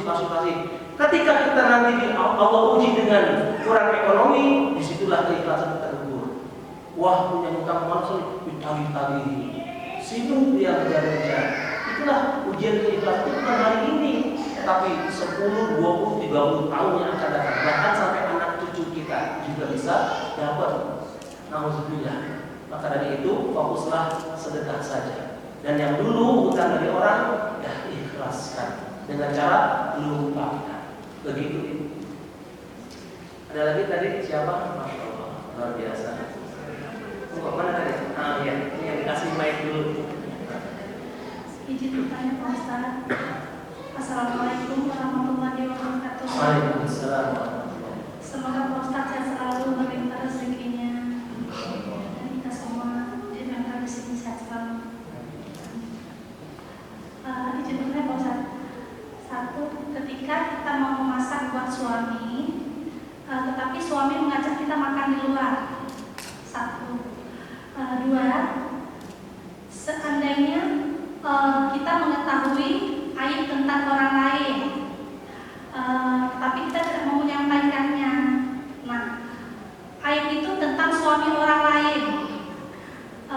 Istri yang suami tadi itu mengetahui aib suaminya itu dari orang lain lagi, dan orang lain itu mengatakan saya tahu aib itu juga, dan istrinya marah. Itu yang kedua. Yang ketiga, mengajak non-muslim masuk ke agama Islam. Ada beberapa orang, dan itu pahalanya dan hukumnya bagaimana Pak Ustaz? Baik, yang pertama tentang kalau kita mau masak, tapi suami malah ngajak makan di luar, gitu ya. Kalau sesekali tidak apa-apa. Ini intinya motivasi bagi seorang istri itu ketika kemuliaan, keistimewaan masakin buat suami. Tapi kalau suami ngajak makan di luar sesekali, ya nggak masalah, karena itu bagian daripada sunnah. Ya, sunnah juga ketika ngajak istri, anak keluar jalan-jalan bagus. Tapi jangan, ya tadi kalau misalkan terlalu sering diajak dimasakin selalu ada alasan. Nah, bisa jadi mungkin dia lebih nyaman ya di luar apa-apa. Sehingga dipertanyakan boleh sesekali, Pak, kenapa kau setiap mama masakin selalu ngajaknya keluar atau apa gitu ya? Tanya, kita biar tahu, boleh sah-sah saja. Tapi kita tetap husnul baik sangka. Bukan malah buruk sangka, oh jangan-jangan dia nggak mau masakan saya ya. Dan suka masakan. Izin Pak Ustaz, bukan buruk sangka. Gimana? Pak Ustaz kita ditraktir. Oh itu, ya iya nggak masalah. Karena memang betul suami itu harusnya memberi sedekah, nafkah. Nafkah itu pahalanya masya Allah lebih baik daripada jihad di jalan Allah. Ya, ibu punya karir, ibu punya gaji, tetap paksa suami nafkah. Walaupun hanya 1.000 sebulan, alhamdulillah. Itu bukti tanggung jawab seorang suami. Jangan dibiarkan suami-suami nanti lari dari tanggung jawab, karena itu tantangan dan ujian di akhir zaman. Nanti laki-laki banyak yang lari dari tanggung jawab, perempuan banyak yang tidak taat terhadap suaminya. Itu ujiannya. Dan ujian perempuan nanti naik ke permukaan, jadi pemimpin, jadi yang ekonominya kuat, sebaliknya, suami laki-laki banyak yang di bawah. Itu ujian akhir zaman. Ingat ya. Maka diposisikanlah ketika ibu yang di posisi banyak rezeki, punya kekuatan ekonomi, contohlah istri Nabi yang bernama Khadijah. Gitu ya. Karena dari istri-istri Nabi itu representasi contoh untuk umat Nabi Muhammad, khususnya kaum Hawa. Maka ibu silahkan terima saja, sah, halal dan thayyib, gitu ya. Kemudian yang kedua tadi tentang apa tadi? Nutup aib. Ya, aib atau yang belum? Kedua apa? Aib ya. Tentang aib. Oke. Hati-hati ketika kita tahu tentang aib orang lain. Nabi SAW bersabda, "Man satara muslimin, satarallahu lahu yaumil qiyamah." Barang siapa yang menutupi aib orang lain ini siapapun selain daripada dirinya, baik itu suami kita, baik itu anak kita, baik itu orang tua kita, itu orang lain maksudnya. Maka Allah akan menutupi aib-aibnya pada hari kiamat nanti. Ini. Maka keliru kalau kita mengubar aib apa namanya, suami istri saja nggak boleh. Hati-hati. Pernah dengar kisahnya Nabi Ibrahim meminta anaknya Nabi Ismail untuk menceraikan istrinya. Pernah dengar? Gara-gara apa? Istrinya membuka aib tentang keuangan ataupun kebutuhan rumah tangga. Padahal hanya sepintas ketika Nabi Ismail keluar. Nabi Ismail itu kan pemburu. Nabi itu punya profesi masing-masing. Enggak semuanya pendakwah. Enggak, yang pendakwah itu cuma Nabi Isa, Nabi Yahya pendakwah, Nabi Sulaiman pendakwah. Yang lainnya pedagang, pemburu, peternak, petani, ada yang tukang kayu, Nabi Nuh itu tukang kayu. Jadi masing-masing punya profesi. Nah, Nabi Ismail itu lagi berburu keluar, istrinya di rumah. Datanglah bapaknya,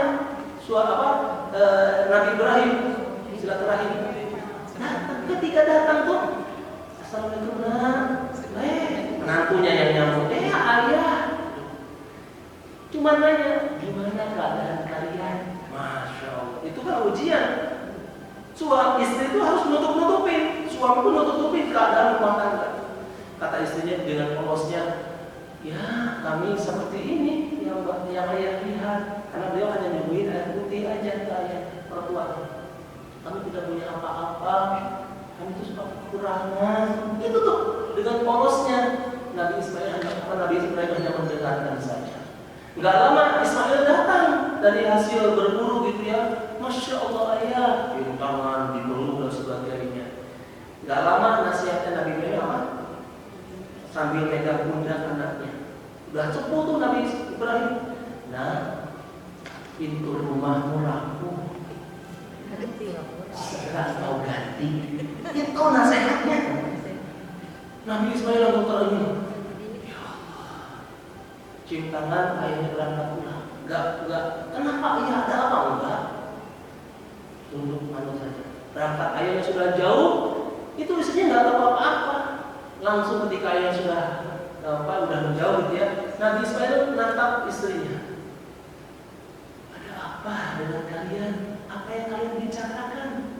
Enggak, kami ya ayah cuma nanya keadaan rumah tangga kita, ya saya jawab adanya, kan gitu. Ya Allah, ayah nasihatin apa tadi kamu dengar? Iya, kata ayah suruh ganti pintu rumah kita. Itu masih bagus ya. Enggak, kata Nabi Ismail, itu kiasan bahwa Allah meminta aku untuk menceraikan kamu. Dia itu istrinya. Ketika itu juga istrinya diantarkan ke rumah orang tuanya, diserahkan pintu rumah. Dan yang keempat, kakak atau adik perempuannya. Contoh nih ya, saya misalkan ibu lihat, saya ini anak ragil terakhir dari 5 bersaudara. Kakak saya semuanya perempuan. Contoh misalkan, kakak saya perempuan semuanya. Contoh nih ya, ketika kakak saya yang pertama ini suaminya sudah almarhum meninggal dunia, itu tanggung jawabnya kepada siapa? Kepada saya jatuhnya, bukan kepada adik suaminya, bukan. Itu dalam Islam Dia jatuhnya kepada saya yang jadi walinya. Ketika tanggung jawab anak-anaknya masih kecil belum sekolah ataupun yang sekolah biayanya, saya yang lebih ditekankan dalam Islam. Harus membantu. Kalau saya kuat ekonomi, harus membantu kakak saya. Itu secara Islam, bukan malah ke keluarga suaminya. Kalau keluarga suaminya secara hukum boleh membantu, boleh hukumnya.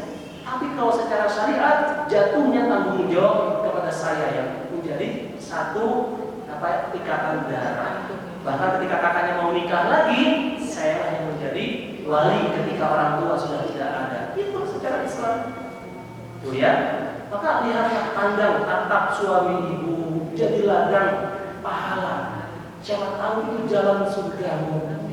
Iya, muliakan saja. Jangan menuntut, pengen diperhatiin, pengen di ya baik. Iya, karena dia itu iya serius. Makanya dalam soalnya dalam hukum apa namanya itu harta biologi apa? Waris laki-laki pasti lebih banyak. Kenapa? Dia itu harta yang dia miliki ada hak orang lain. Makanya harta suami awas ya, redaksinya bukan harta suami, harta istri. Harta istri? Keliru. Redaksinya, ini catat baik-baik ya, biar nggak keliru. Harta suami ada hak istri. Harta istri tidak ada hak suami. Itu yang tepat. Iya, hak. Makanya kalau ada ibu suaminya pelit, bakhil, kikir, boleh nggak dia mengambil uang suaminya? Boleh.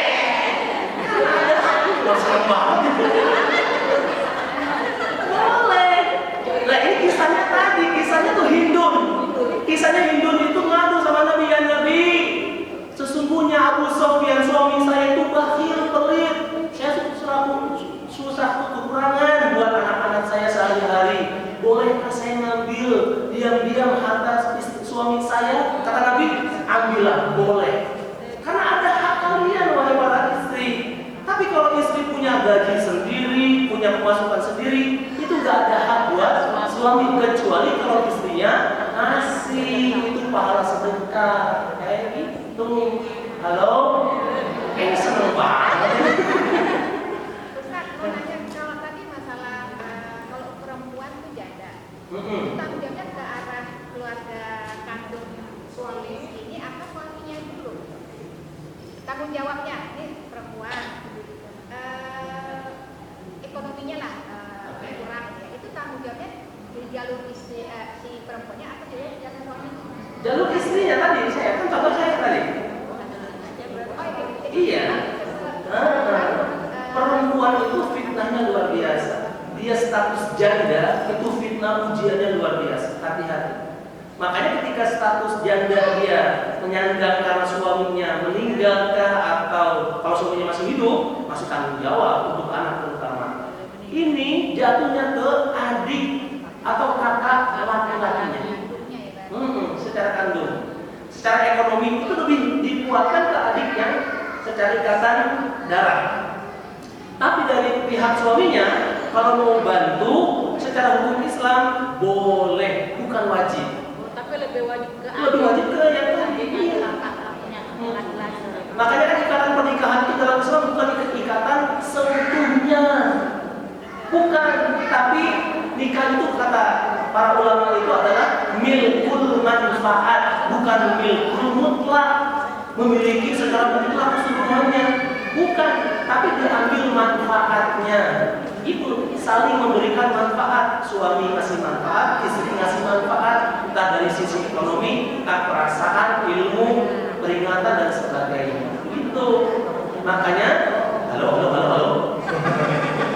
Suami istri di dunia belum tentu menjadi suami istri di akhirat.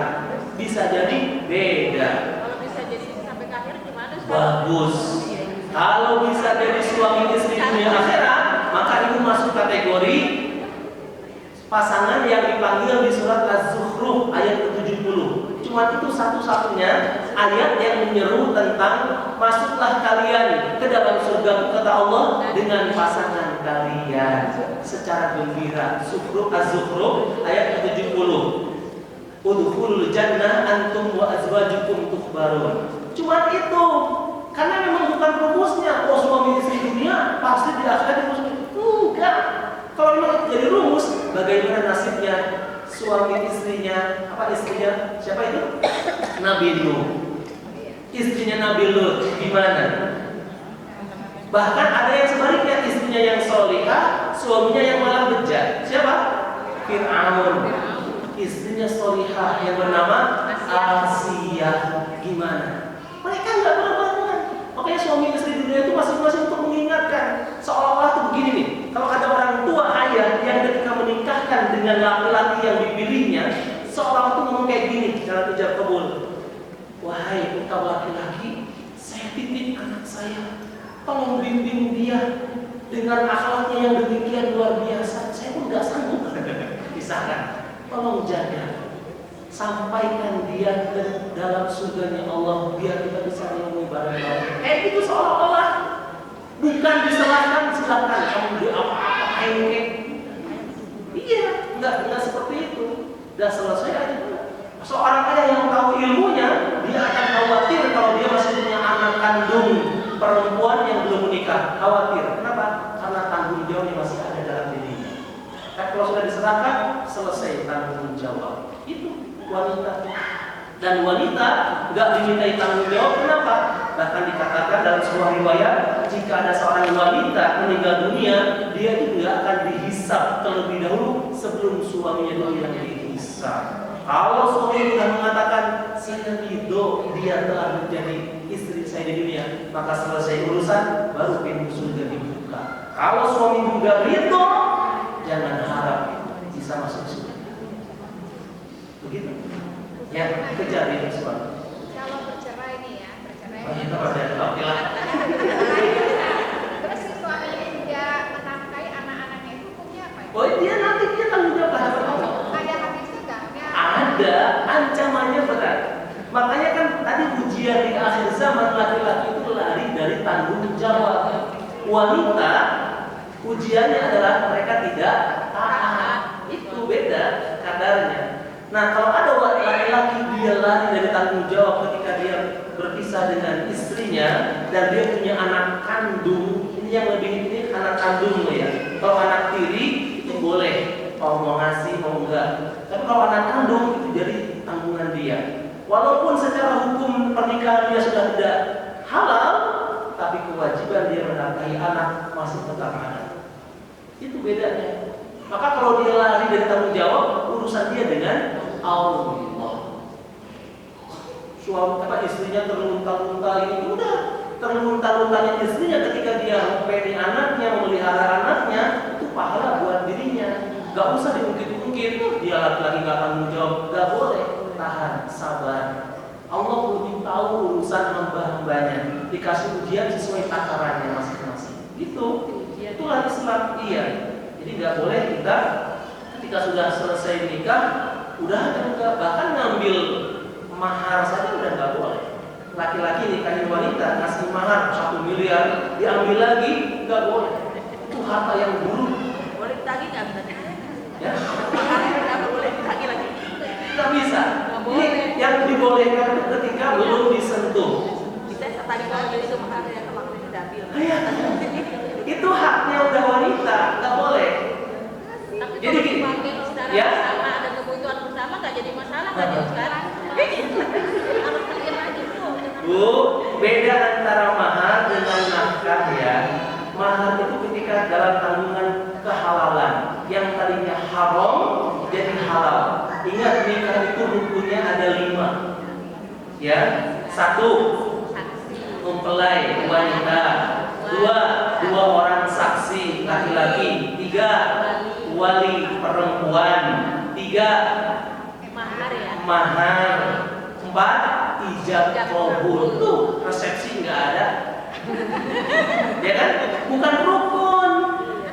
Kebanyakan kan mikirnya kan, ya itu lebih memfokuskan. Yang rukun saja Karena nikah itu gratis ternyata ya, maksudnya murah lah ya, nggak maksudnya murah nikah itu. Nah mahar di sini masuk rukun, ini nggak boleh diambil. Laki-laki dengerin, ada nggak? Cuma kita berdua pak, nggak boleh ngambil. Nah perempuan punya hak, kecuali setelah hijab kabul, maharnya masih ada, gitu ya, belum sempat berjima, minta cerai, maka itu wajib dibalikan. Gitu ya. Kalau belum dijima, maka wanita itu serahkan lagi maharnya. Ini harusnya ada di kitab Bulughul Maram. Jadi nggak boleh. Tapi kalau kita sudah berhubungan badan, walaupun sekali gitu ya, terus minta cerai, maka nggak bisa dibalik. Ada kejadiannya tetangga saya sama maaf jadi panjang. Aduh, kalau maaf, udah biarin tetangganya lagi.